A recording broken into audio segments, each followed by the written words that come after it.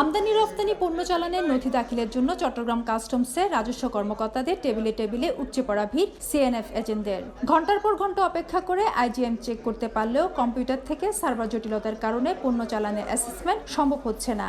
এতে চরম ভোগান্তিতে পড়তে হচ্ছে তাদের। CNF agent Bangladesh freight forwarder association সহ কেউ কাজ যথাসময়ে শেষ করতে না পারায় ব্যাহত হচ্ছে আমদানি রপ্তানি কার্যক্রম। ডকুমেন্ট যখন আইজিএম চেক দিতে যায় তখন সার্ভার ঘুরতে থাকে, সঠিক সময়টা পাচ্ছে না। এইভাবে ওনারাও 2-1 ঘন্টা অপেক্ষা করার পরে যদিও 1-2টা ডকুমেন্ট উনি আইজিএম চেক করে স্বাক্ষর দিলে আরও টেবিলে দিলে আরও টেবিলেও সার্ভার নেই, জাহাজ পাচ্ছে না সময় মতো। তারপরে আপনার বন্দরে ড্যামারেজ আসতেছে। এই বিভিন্ন সমস্যার কারণে সরকারও রাজস্ব হারাচ্ছে। ক্রেতা আমাদের থেকে বিমুখ হয়ে যাচ্ছে এবং আমদানির ক্ষেত্রে সঠিক সময় মালটা ইম্পোর্টারের কাছে নিতে পারতেছি না, ওদের ড্যামারেজ খাচ্ছে।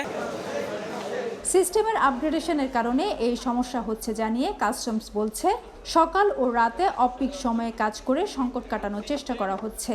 এনবিআর থেকে নিয়ন্ত্রিত হচ্ছে এই সার্ভারটা। তো এনবিআর আমাদের যে ন্যাশনাল এসআইকুরা টিম আছে তারা খুব দ্রুততার সাথে কাজ করতেছে এবং আশা করা যাচ্ছে যে এটা খুব দ্রুতই এই সমস্যাটার সমাধান হয়ে যাবে। তবে এই ক্ষেত্রে এনবিআর এর উদাসীনতাকে দায়ী করে ভবিষ্যতে বিকল্প ব্যবস্থা রাখার দাবি ব্যবহারকারীদের। যতক্ষণ পর্যন্ত ওই আপগ্রেড ভার্সনটা স্মুথ না হবে ততক্ষণ পর্যন্ত যেন আগের ভার্সন স্মুথলি কাজ করে। এই প্রক্রিয়া সম্পূর্ণ একটা প্রযুক্তিগত ব্যবস্থা।